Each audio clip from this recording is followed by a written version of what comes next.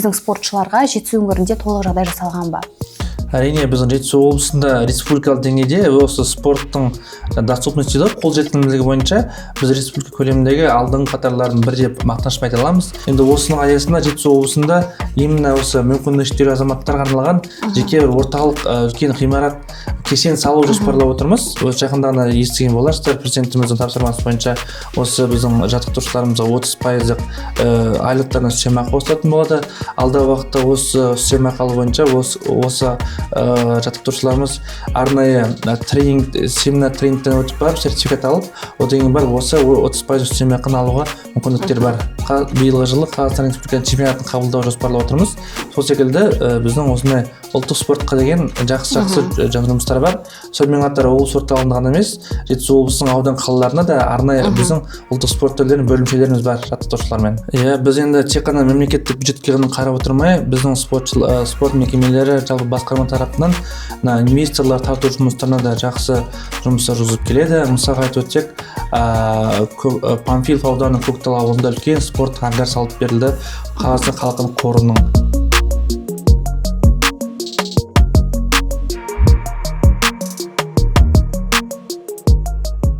Қайырлы күн, сіздермен әдеттегідей JTM подкасты және бүгінгі шығарылымда біз спорт жайлы әңгіме айтпақпыз. Және бүгінгі біздің студиямыздың қонағы басқарманың ұлттық және бұқаралық спорт түрлері мен спорттық инфрақұрылым дамыту бөлімінің басшысы Аманжолұлы Ғазиз. Қош келдіңіз.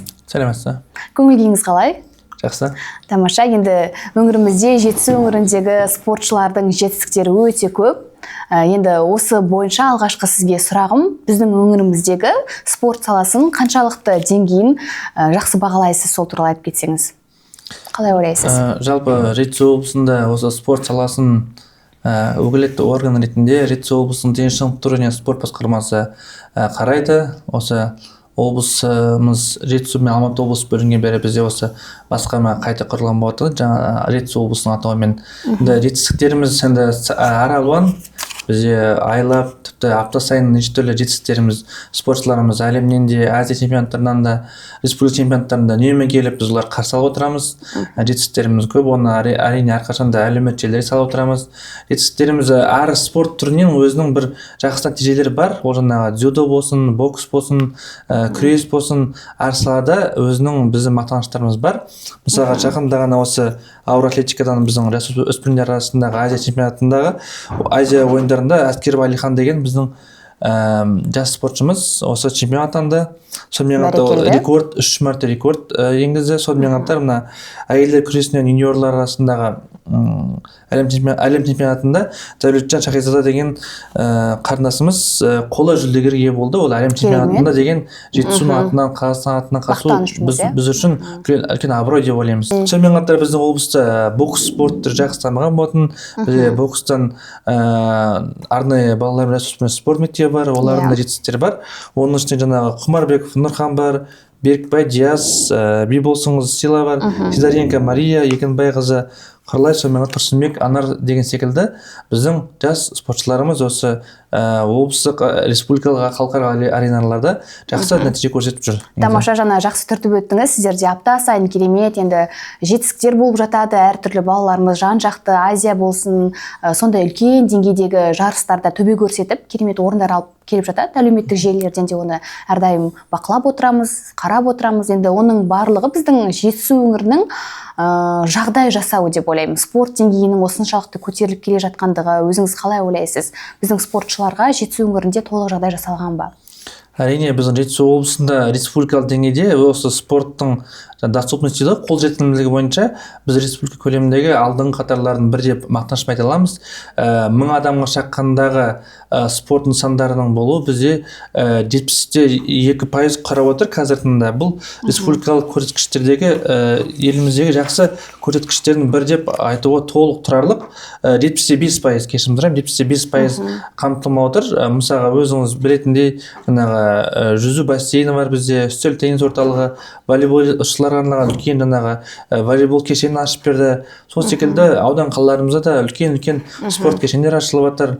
Тіпті тек қана облыс орталығында емес, біздің аудандарымызда, ауылдарда да жақсы спорт кешендері ашылды. Мысалға айтып өтейін сізге, 2000 жетісу облыс құрылғалы бері біздің аудандарымызда ауылды жерлерде 25 шағын спорт кешендер ашылды. Бұл өз кезегінде ауылды жерлердегі біздің спортшыларымыздың жаңағы өсуіне, өркендеуіне, жаңағы спортта нәтиже жетуіне жақсы бір көрсеткіштер алып келді деп айтуға тұрарлық негізі. Жақсы атап өттіңіз. Біздің жалпы өңірімізде инфрақұрылым жылдан жылға дамып жатыр, әртүрлі жаңағы спорттық кешендер ашылып жатыр. Тамаша, қуантарлық жайт негізінде. Жаңа бір сөзбен айтып түртіп өттіңіз, жаңағы дзюдо деп айтып қалдыңыз, әйелдер күресі болсын, спорт болсын. Осы біздің өңіріміздегі ең мықты тұсы қайсы деп ойлайсыз? Қай спорт түрі бізде керемет деңгейде жетіліп келе жатыр? Бізде жаңағы айтып өттім ғой, бізде жаңағы бокс спорт түрі, әйелдер күресін атап өтсе болады, дзюдо спорт түрін атап өтсе болады, ауыр атлетиканы да біздің ұлттық спорт түрлерінен де, мына паралимпиадалық спорт түрлерінен де атап өтсе болады. Мысалға, осы жақында өткен жылдың соңында бізде сурдоолимпиаданың жеңімпазы Абдрасыл Рамазан деген азамат қола жүлдегер атанды. Мысалы, ол әлем деңгейінде болатын үлкен жарыс, біз соны мақтанышпен айта аламыз. Сол секілді бізде қазір уақытта спорттың түрлеріне нақты өзі жүйеге енгізілген 2019 жылғы болған мәдениет және спорт министрлігі тарапынан спорттың басым түрлерінің республикалық тізбесі бар. Сонымен қатар өңірлік тізбесі бар. Соның аясында біздің Жетісу облысында да осы басым спорт түрлеріне спорттың түрлері енгізілген. Оның ішінде жаңағы бізде 12 олимпиадалық спорт түрлері, 2 паралимпиадалық, сонымен қатар 13 ұлттық спорт түрі мен 2 Азия ойындарының кірген спорт түрлері, ол жаңағы джиу-джитсу мен самбо спорт түрлері болып табылады. Енді мұнда біз нақты біз өзіміз үшін стратегия болу керек, яғни спорттың осы олимпиадалық спорт болсын барлығына белгілі бір жүйеге қою керек. Осы ретте біз осы басым спорт түрлерінің республикалықтың бұйрығының негізінде өзіміз осындай бір жүйеге енгіздік. Енді алдағы уақытта осы спорт түрлерімен нақты жұмыс жүргізетін болады. Жаңа жақсы айтып өттіңіз паралимпиадашылар туралы, яғни мүмкіндігі шектеулі жандар үшін біздің өңірімізде жағдайдың барлығы жасалған ба, сол кісілердің жетістіктері туралы айтып кетсеңіз. Рахмет. Шынымен де Жетісу облысында бізде дене мүмкіндігі шектеулі азаматтарына арнайы спорт орталық бар. Жалпы Жетісу облысында бізде осы дене мүмкіндігі шектеулі азаматтары 24 спорт түрінен шұғылданады. Ол тек қана Талдықорған қаласында емес, Жетісу облысының барлық аудан қалаларында 360-тан астам спортшымыз бар. Жалпы өңірде оның ішінде 280-ге жуығы жүйелі спортпен шұғылданады. Мүмкіндігі шектеулі азаматтар ішінен. Қандай спортпен жиі шұғылданады? Енді паралимпиадалық спорт түрлері, өзіміз жаңағы үстел теннисі болсын, тоғызқұмалақ болсын, өзімізге ортақ спорт түрлері, ол кісілерге арнайы спорт түрлері бар, сонымен шұғылданады. Енді осымен қатар осы президентіміздің былтыр жылы тапсырмасы бар, инклюзивті спорт түрлерін дамыту бойынша. Енді осының аясында Жетісу облысында именно осы мүмкіндігі шектеулі азаматтарға арналған жеке бір орталық үлкен ғимарат кешен салу жоспарлап отырмыз. Енді ол инвестиция есебінен осыны алдағы уақытта жоспарлап отырмыз. Биыл жылы енді одобрение болса, біз енді инвесторлармен жұмыс жүргізіп жатырмыз. Келер жылы ашылып қалар деген жоспарымыз бар. Сондай-ақ Абдрасыл Рамазан атты спортшыны ерекше атап өтуге болады. Айтып кетсеңіз. Біздегі Абдрасыл Рамазан спортшымыз осы дене мүмкіндігі шектеулі тұлғаларға арналған арнайы спорттық орталық бар. Сол орталықтан бізде сурдоолимпиаданың, бұл кәдімгі олимпиада ойындар секілді мүмкіндігі шектеулі азаматтар арасындағы спорт ойындары болады. Сол сурдоолимпиада ойындарында бізде қола жүлдегер атанып келді біздің осы спортшымыз. Енді осындай спортшыларымызға біз алдағы уақытта заң бойынша пәтер беру мәселесі сол секілді алдағы уақытта қарастырамыз. Бұл енді жақын арада уже шешіліп жатқан мәселе бұл негізі. алдағы уақытта да жаңалықтармен бөлісіп отырамыз осы жайында. Осындай қуантатын жаңалықтарыңыз көп болсын. Енді ол үлкен бір мүмкіндік деп ойлаймын. Өте тамаша жаңалықтардың бірі. Енді сол пара олимпиадашылар үшін негізі психологиялық жұмыстар болсын жасалынады ма? Әрине, біздің осы орталықта психолог бар, арнайы мамандар бар, әр спорт түрі бойынша тренерлеріміз бар. Олар кәсіби оқытылған тренерлер, барлық жаңағы психологиялық, моральдық болсын, барлық сатыдан өткен жақсы жетісу облысының тренерлеріміз бар негізі. Енді адам болған соң әрдайым қиындықпен қатар қуанышта жүреді. Ол кісілерде мысалға шаршап кеткен жағдайда деген секілді қолдау көрсететін жаңағы тренерлері болған. Әрине, тренерлер бар, олар жағдай жасалған болатын. Арнайы жаңағы үлкен микроавтобустар бар, мысалы, ол кісілерді жағдай жасау үшін үйлеріне апарып тастау секілді. Арнайы өзінің тренажерлық залдары бар, мысалы, спорт сарайына, соларға арналғанша. Енді алдағы уақытта осы инвесторлар есебінен оны шешім қабылдаған жағдайда біз осы мүмкіндігі шектеулі азаматтарға арналған жеке инклюзивтік спорт кешен салу жоспарлап отырмыз. Алдағы жоспарлар бар, иә. Керемет. Енді бапкерлердің жұмысы туралы айтып кетсеңіз, қарамағыңыздағы сол кісілердің жұмыстары туралы. Иә, біздің жетісу облысында бапкерлеріміз енді былайша айтқанда кәсек дейді ғой, кәсек фундаментті осы спортшылардың бүкіл жаттығу шынығу жұмыстарына үлкен өзінің бір рөлін көрсетеді. Жетісу облысында бізде қазір уақытта 25 балалар мен жасөспірімдер спорт мектебі бар, ШВСМ дейді, школа высшего спортивного мастерства, жоғары спорт шеберлік мектебі бар, сонымен қатар ЦПО дейді, олимпиадаға резерв дайындау орталығы бар. Осы секілді біздің спорт мекемелерімізде қаншама спортшыларымыз, бапкерлеріміз шұғылдануда. Ол жаңа жоғарыда айтылған жетістіктердің барлығы осы кісілердің жаңа күнделікті еңбектерінің арқасында. Жаңағы өз жақында ғана естіген боларсыздар, президентіміздің тапсырмасы бойынша осы біздің жаттықтырушыларымызға 30% айлықтарына үстемақы қосылатын болады. Алдағы уақытта осы үстемақы алу бойынша осы жаттықтырушыларымыз арнайы семинар тренингтен өтіп барып, сертификат алып, одан кейін барып осы 30% үстемақыны алуға мүмкіндіктер бар. Яғни жаңа тренинг, семинар деп айтып қалдыңыз, яғни бапкерлер жиі барып тұрады, иә? Өзінің ара жоспарланған өзіміздің кестеміз бар. Сол кестенің аясында біздің республикалықтан түсіреді, және өзіміздің облыс жоспарымыз бар. Осы жоспарлар аясында біз бапкерлерімізді тек қана өзіміздің спорт мекемесіне ғана шұғылданып қалмай, тәжірибе алмасу мақсатында, басқа да спорттың жаңа өзінің спорт түрі бойынша басқа да тәжірибелерді алмасу мақсатында біз осындай түрлі нелерге семинарлар жіберіп тұрамыз негізі. Біздің спорт мекемелер жіберіп тұрады, сонымен қатар онлайнда болып отыр қазір, сондай түрлі форматтарды пайдаланып отырмыз негізі. Керемет жаңалық. Енді еліміздің болашақ чемпиондарын шығаратын осындай мықты бапкерлерде осындай керемет жаңалық болып жатқандығы расымен қуантады. Енді жаңа айтып қалдыңыз, дзюдо деп, әйелдер күресі, паралимпиада, тағы да басқа бокс деп айтып қалдық.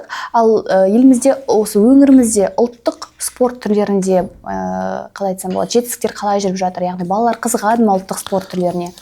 Әрине, бізде жетісу облысында жалпы спортшылардың 42% спортпен жүйелі түрде шұғылданады. Оның ішінде біздің ұлттық спорт түрлерімен бізде қазір уақытта осы спортпен шұғылданатын азаматтардың ішінен 20% астам нақты осы біздің ұлттық спорт түрлерімен шұғылданады. 13 спорт түрі бар. Бізде осы жетісу облысында ұлттық спорт түрлерінен балалар мен жасөспірімдер спорт мектебі бар арнайы. Ол біріншіден, екіншіден бізде сол секілді ұлттық жетісу спорт клубы бар. Ұлттық спорт түрлерінен, жаңағы осы 13 спорт түрінен, жаңағы сізге айтып өткен асық ату, аударыспақ, бәйге болсын, жекпе-жек, сол секілді жаңбыр ату, қазақ күресі, көкпар, құсбегілік деген секілді спорт түрлерінен жан-жақты дамуда. Біздің атшабарымыз бар, Талдықорған қаласында, өздеріңіз біледі. Сол жерде де алдағы уақытта мысалға биылғы жылы Қазақстан Республикасының чемпионатын қабылдау жоспарлап отырмыз. Сол секілді біздің осындай ұлттық спортқа деген жақсы жұмыстар бар. Сонымен қатар облыс орталығында ғана емес, жетісу облысының аудан қалаларына да арнайы біздің ұлттық спорт түрлерінің бөлімшелеріміз бар жаттықтырушылармен. Ғазиз мырза, енді бірқатар сізден жаңағы өңірімізде болып жатқан спортшылар туралы айтып өттік. Енді шетелдік спортшылар туралы айтып өтсеңіз, жалпы спорттағы туризм қалай дамып жатыр бізде? Дұрыс, жақсы сұрақ. Рахмет. Жалпы бізде Жетісу облысында шетелден келетін спортшыларымыз аз емес. Бізде себебі республикалық жарыстар, сонымен қатар халықаралық жарыстарда шетелден келетін біздің спортшыларымыз бар. Біз оларды ұятқа қалдырмай, әрқашан Жетісу облысының қонақжайлығында жаңағы барлық жағдайын жасап жатырмыз. Мысалға айтып өтсек, былтыр жылдың өзінде бізде парапланеризм дейді ғой, тау Жетісу аумағында парапланер спорт түрінен халықаралық кубок өтеді, әлем кубогы. Сол жерге Америка құрама штаттарынан бастап Жапонияға дейін бүкіл мемлекеттер, Иран, Ирак, араб мемлекеттері, Африка мемлекеттері, сонымен қатар Азия мемлекеттері, Корея болсын, Қытай болсын, Европа мемлекеттерінен көп келеді. Сол секілді елдер көп келіп, біздің былтыр жылдың өзінде 400-ге жуық спортшы тек қана осы парапланер спорт түрінен шұғылданып бізге жарысқа қатысты. Мысалға, қысты күнде өтті осындай жарыс. Мысалға 9 мемлекеттен келді, 70-ге жуық спортшы. Осының аясында біздің спорт туризм дамиды. Ол спортшыларымыз келсе тек қана спортпен шұғылданып қоймайды, сол өңірдің жаңағы сауда-саттығына да, қонақ үйіне де жаңағы қаржысын қалдырып, жаңағы осының өңірдің дамуына да өзінің жақсы бір экономика жақсы үлесін көрсетіп келе жатыр. Әрине. Осындай жақсы бір нелеріміз, жұмыстарымыз бар. Бұл енді жаңағы соңғы жарыс емес, алдағы уақытта биылғы жылда осындай үлкен жарыстар жоспарлап отырмыз. Мамыр айында осы парапланер спорт түрінен жоспарлаған бар. Жақсы атап өттіңіз. Осы биыл қыста ғана көрдік, әлеуметтік желілерден де тамашаладық. Жаңағы қарап, біздің табиғатымыз туралы әңгіме айтып, жаңағы спортымызбен шұғылданған сәтте патриоттық сезім оянып, расымен де мәссаған біздің Жетісу өңіріміздің де тамаша, керемет табиғатын, спортын осылай дамып жатқандығы бізді қатты қуантқан болады сол кезде де. Енді біздің Жетісу өңіріндегі инфрақұрылымның жаңа басында шет жағасын атап өттік. Енді осы туралы толық айтып өтсеңіз. Біз енді басқармада осы ұлттық спорт, бұқаралық спорт сонымен инфрақұрылым бөлім бар. Осы бөлімде басшылық қызмет атқарамын. Жалпы Жетісу облысында осы Жетісу облысы құрылған бері жақсы спорт нысандары ашылды. Оны біз өзіміз көріп жатырмыз. Соның аясында біздің көрсеткішіміз республикалық деңгейде қолжетімділік бойынша 70% асып отыр, 75%. Бұл біз үшін жақсы. Облыс әкімінің спортқа деген қолдауының арқасы деп білеміз. Сонымен қатар жаңағы ауылдық жерлерде біз 25 шағын орталықтар ашылды. Спорттың енді түр-түріне бөлінеді ғой, соның арасында жаңа қаражат талап ететін түрлер де болады. Осыған байланысты спортқа инвестиция тарту туралы айтып өтсеңіз. Біз енді тек қана мемлекеттік бюджетке ғана қарап отырмай, біздің спорт мекемелері жалпы басқарма тарапынан инвесторлар тарту жұмыстарына да жақсы жұмыстар жүргізіп келеді. Мысалға айтып өтсек, Панфилов ауданының Көктал ауылында үлкен спорт ангар салып берілді. Қазақстан халқының қорының көмегімен. Сол секілді осы атылған қормен Ақсу ауданының Қапал ауылында үлкен ауыл, 3000-нан астам тұрғын бар. Сол ауылға да біз спорттық кешен салып бердік, жаңағы спорттық ангар дейді. Сол жерде осы Көктал мен Қапал ауылдарында қазір спортшыларымыз спортпен шұғылдануда. Сонымен қатар жоғарыда атап өткендей, біздің Қаратал ауданында дзюдо орталық салынуда. Соны жақсы көрсеткіш айтып өтсе болады. Сонымен қатар былтыр жылда Панфилов ауданының Жаркент қаласында Самат жүзу бассейні ашылды, жекеменшік. Сол секілді Жетісу облысының бірқатар аудан қалаларында тек қана мемлекеттің бюджетінің есебінен ғана емес, сонымен қатар жеке инвесторлар есебінен бірқатар спорттық ғимараттар салынды қазір уақытта. Алдағы уақытта жалғасады, алдағы уақытта. Басымдық ден көбіне ауылдық жерлерге беріліп жатқаны расымен келіп екен. Айтады ғой, нағыз мықты спортшылар ауылдан шығады деп, келісесіз соған. Әрине дұрыс айтасыз. Енді ауылдық жерлерге үлкен біз басым мән беріп отырмыз. Өйткені спортшыларымыздың осындай жетістіктері тек қана облыс орталығындағы спорттық нысандарға байланысты емес, сонымен қатар ауылдық жерлердегі спорттық мектептерге де өте үлкен рөлін ойнап отыр негізі. Бәрекелді. Енді Ғазиз мырза, бүгінгі подкастымызда жалпы инфрақұрылым бойынша өңіріміздегі мықты чемпиондар туралы да әңгіме өрбіттік. Керемет сұхбат болды деп ойлаймын. Енді жалпы сіздің әңгімеңізден біздің Жетісу өңірі тек қана чемпиондарды шығаратын өңір ғана емес, сондай-ақ жоғарғы деңгейдегі спортшыларды дайындайтын керемет бір ортаға айналды деп толық айта аламыз. Енді өзіңіздің жылы лебізіңізді немесе жас спортшыларға айтар ақыл кеңесіңіз болса айта отырсаңыз. Әрине, спорт болған соң, спорттың жарыс болған соң жеңілдім деп тек қана мұңаймай, керісінше сол жеңіліс арқылы өзіне сабақ алып, алдағы уақытта өзіне үлкен жетістікті қоя білетін спортшы ол Жетісу облысының жаңағы республикалық деңгейде болсын, халықаралық деңгейде болсын, еліміздің көк туын желбіретеді деген сенімдеміз.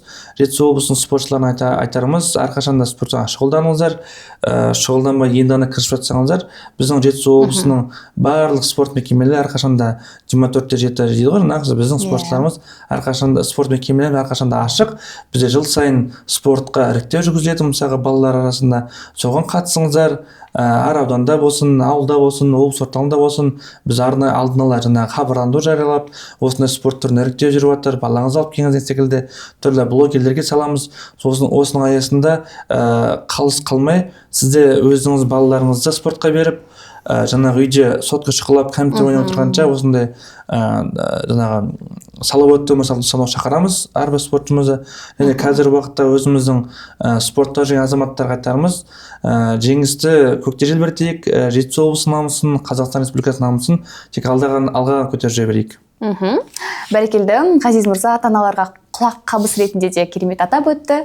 Жалпы қанша жастан қабылдайды негізі спорттағы іріктеу бойынша? Бізде негізі спорттың әр түрі бойынша әр түрлі жас ерекшелігі қарастырылған. Біреу 7 жастан, біреу 9 жастан деген секілді, оның өзінің арнайы министрліктің бекітілген арнайы бұйрығы бар. Сол бұйрықтың аясында біздің егер ата-аналар егерде мен баламды қай спорт түріне бере аламын деп егер сұрақ туындаса, бізде Инстаграмда Жетісу облысы спорт деген Инстаграм аккаунт бар, Фейсбукта бар. Сонымен қатар өзіміздің басқарманың сайты бар. Өтініш арқылы түрлі платформалар арқылы бізге ата-аналар сұрақ қойса да болады, басқарманың телефондары арқылы сұрақ қойса болады, сайтымыз бар. Сол сайт арқылы сұрақ қойып, бізбен кері байланысуға біз әрқашан дайынбыз. Бізде подкаст аяқталуға аз уақыт қалыпты. Бізбен болғандарыңызға көп рахмет. Міндетті түрде пікір жазыңыздар. Біздің спорттың әлеуметтік желісін бақылап отырыңыздар. Елімізде, өңірімізде мықты чемпиондарымыз көп болсын. Көк туымыз әрдайым көгімізде желбіреп жүрсін дейміз. Аман сау болыңыздар.